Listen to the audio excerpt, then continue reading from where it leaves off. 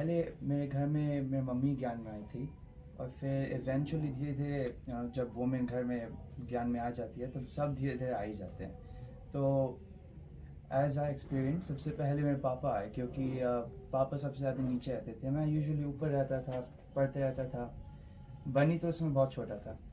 और क्या हुआ हमारे घर में कि मम्मी हमेशा ऐसे वीडियोस लगाए रहती थी शिवानी आंटी की, या फिर वो एक टॉक होता है क्या, शिवानी आंटी और कोई एक हाँ सुरेश ओबेरॉय के साथ। हाँ, तो वो सब लगा रहे थे। तो इवेंचुअली मैं सुबह उठ के वही देखता था, सोने के पहले वही चलता था, दोपहर को घर में लंच करने आता तो वही चलता रहता था। तो एक्सपीरियंस करते करते इवेंचुअली मैं देखा कि अच्छी कुछ क्यूरियोसिटी जागी अंदर से। और फिर क्या हुआ कि फिर मम्मी मेरे से कुछ कोर्सेज कराई सेंटर्स में ले जाके और सब, और इवेंचुअली मैं कुछ चेंजेस देखने लगा, जिसकी वजह से मैं निश्चय बुद्धि मतलब मैं करने लगा कि शायद ऐसे बाबा होते हैं, हो सकते हैं। जैसे फॉर एग्जांपल जब मैं मिडिल स्कूल में था, जब मैं छोटा था इंडिया में, तब मेरे ग्रेड्स भी उतने अच्छे नहीं थे। लेकिन मैं ऑलवेज विश करता था कि मैं स्पोर्ट्स में अच्छा हूँ, जैसे मुझे बहुत एथलेटिक का शौक था। तो फिर जब मैं हाई स्कूल में पहुँचा, eventually at that time I was in बाबा's ज्ञान। और उस समय क्या हुआ कि मैं बहुत सारी चीज़ में चांसेस अपॉर्चुनिटी लेता था, ऐसे पार्टिसिपेट मुझे ऑलवेज करना अच्छा लगता था कोई भी चीज़ में जो स्कूल में होता था। और सब जो मेरे पास में थे सब ने बस बोला कि वो तुम बहुत लकी हो।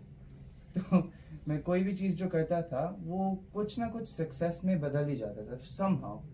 और ऐसे छोटे छोटे इंस्टेंसेस, जैसे जस्ट फॉर एग्जांपल मैंने क्रॉस कंट्री एक चूज़ की थी, एक स्पोर्ट जो मुझे अच्छा लगता है, मुझे दौड़ना अच्छा लगता था।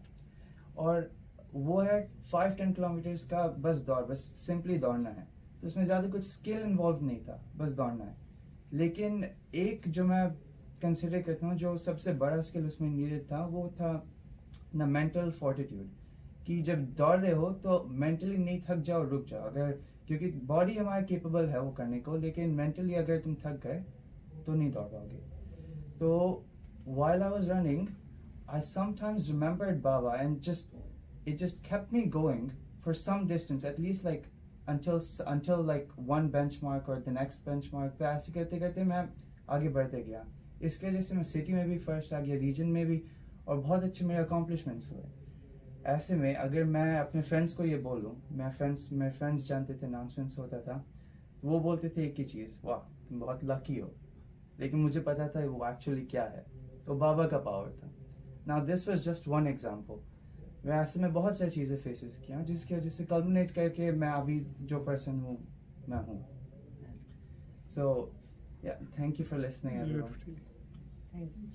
एक तो एकेडमिकली तो एक्सपीरियंस तुम्हारे यूएफटी का पूरा पढ़ाई में कुछ हो वो एक्सपीरियंस। वाला बताओ अच्छा है। तो वही अभी वो सब जैसे मैं बोल रहा था, वो सब करते करते बहुत सारे एक्सपीरियंस लेते थे जो भी।